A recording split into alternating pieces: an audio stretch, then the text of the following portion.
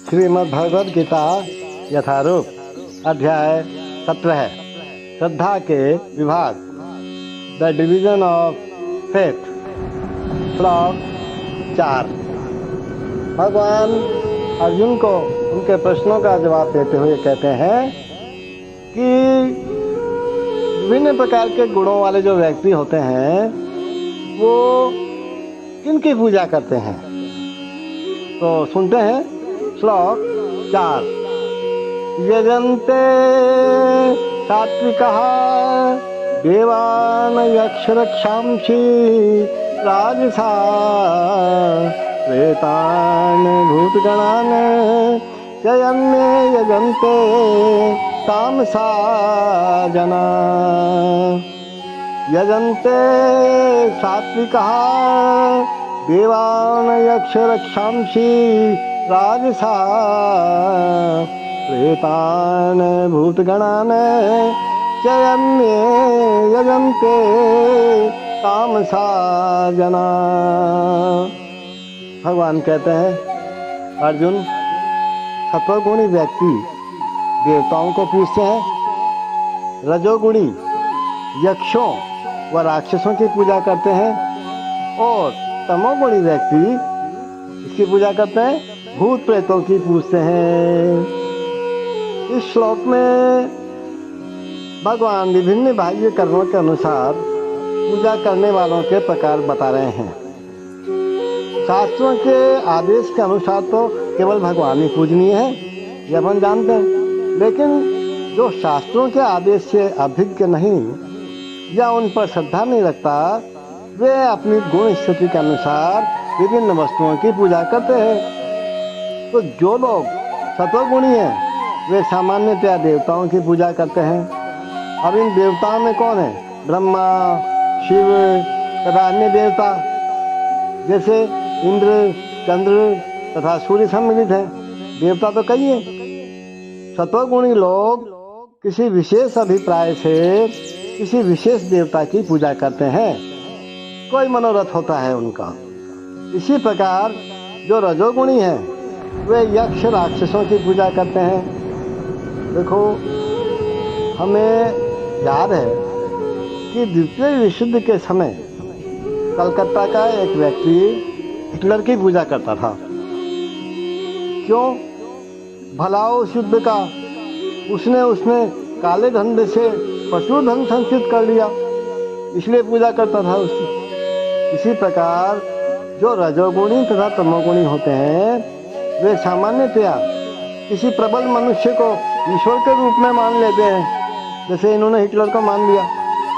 वे सोचते हैं कि कोई भी व्यक्ति ईश्वर की तरह पूजा जा सकता है और फल तो एक सा ही होगा। ये उनकी अपनी सोच है। यहाँ पर इसका स्पष्ट वर्णन किया गया है कि रजोगुणी लोग ऐसे देवताओं की सृष्टि करके पूजते हैं और जो तमोगुणी हैं, अंधकार में हैं, वे प्रेतों की पूजा करते हैं।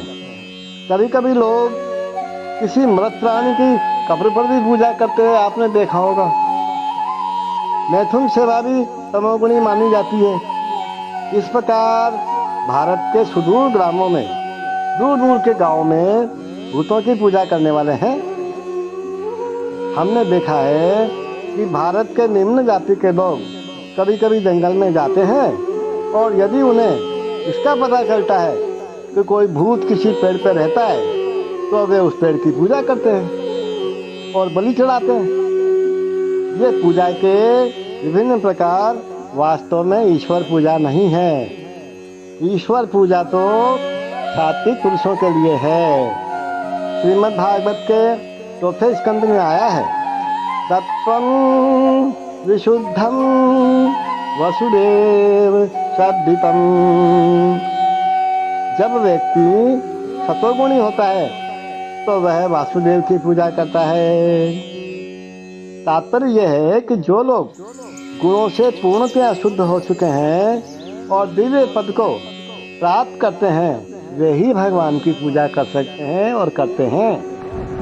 निर्विशेषवादी सत्वगुण में स्थित माने जाते हैं और वे पंच देवताओं की पूजा करते हैं, लेकिन वे भौतिक जगत में निराकार विष्णु को पूजते हैं, जो सिद्धांतिक अर्थ विष्णु कहलाते हैं। विष्णु भगवान के विस्तार हैं, लेकिन निर्विशेषवादी अंततः भगवान में विश्वास नहीं करने के कारण सोचते हैं कि विष्णु का स्वरूप निराकार ब्रह्म का दूसरा पक्ष है। इसी प्रकार से वह मानते हैं कि ब्रह्मा जी रजोगुण के निराकार रूप हैं। अतः वे कभी कभी 5 देवताओं का वर्णन करते हैं जो पूज्य हैं, लेकिन चूंकि वे लोग निराकार ब्रह्म को ही वास्तविक सत्य मानते हैं, इसलिए वे अंततः समस्त पूज्य वस्तुओं को त्याग देते हैं। और निष्कर्ष क्या निकलता है कि प्रकृति के विभिन्न गुणों को दिव्य प्रकृति वाले व्यक्तियों की संगति से शुद्ध किया जा सकता है। यही सार है। Main in the mode of goodness worship the demigods, those in the mode of passion worship the demons, and those in the mode of ignorance worship ghosts and spirits. See, in this verse, the Supreme Personality of Godhead describes different kinds of worshippers according to their external activities.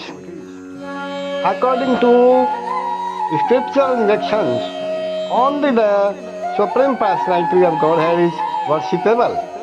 But those who are not very conversant with or faithful to the scriptural instructions worship different objects according to their specific situations in the modes of material nature.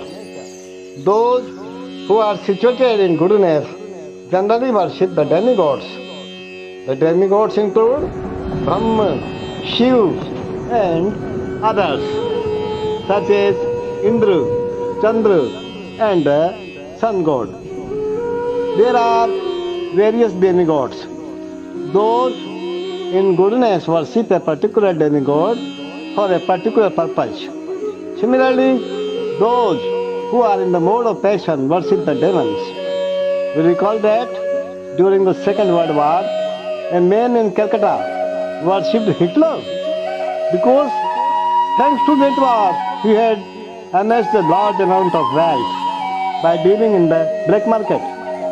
Similarly, those in the modes of passion and ignorance generally select a powerful man to be God. They think that anyone can be worshipped as God and that the same results will be obtained. It is their thinking. They can think it. Now it is clearly described here that those who are in the mode of passion worship and create such gods, and those who are in the mode of ignorance and darkness worship dead spirits. Sometimes people worship at the tomb of some dead man. You might have seen that sometimes. Sexual service is also considered to be in the mode of darkness. Similarly, in remote villages in India, there are worshippers of ghosts. We have seen that in India, the lower class people sometimes go to the forest, and if they have knowledge that a ghost lives in a tree, they worship that tree and offer sacrifices. These different kinds of worships are not actually God worship. God worship is for persons who are transcendentally situated in pure goodness.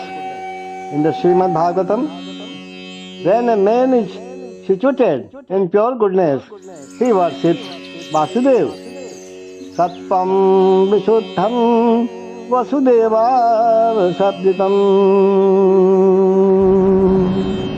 The impersonalists are supposed to be situated in the mode of goodness, and they worship 5 kinds of demigods.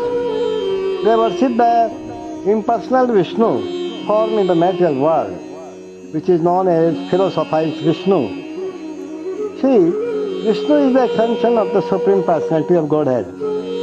But the impersonalists, because they don't ultimately believe in the Supreme Personality of Godhead, imagine that the Vishnu form is just another aspect of the impersonalist Brahma. Similarly, they imagine that Lord Brahma is the impersonal form in the material mode of creation. Hare Krishna, Hare Krishna.